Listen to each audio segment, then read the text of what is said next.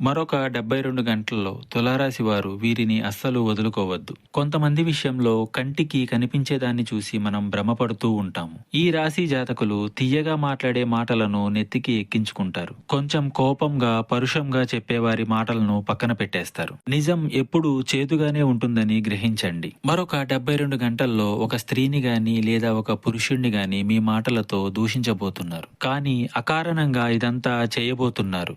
మీరు తెలిసి చేసినా తెలియక చేసినా తప్పు అనేది తప్పే అవుతుంది. ఒకవేళ తప్పు అని మీరు గ్రహిస్తే వెనువెంటనే వారికి క్షమాపణ చెప్పి మీ జీవితంలోకి వారిని తెచ్చుకోండి. ఒకవేళ తప్పు కాకపోయినా వారితో మాత్రం కఠినంగా ప్రవర్తించవద్దు. కొన్ని గ్రహస్థితులు ఎలా ఉంటాయి అంటే మనం చేసేది మనకి ఒప్పు అనిపించినా ఎదుటివారికి తప్పుగా కనిపిస్తాయి. మనం ఆగి ఒక క్షణం ఆలోచిస్తే గొడవ జరిగే చోట నవ్వులు పూయించవచ్చు. వారు మీ మేలు కోరుకునేవారు అని నొక్కి వక్కానించడం జరుగుతుంది.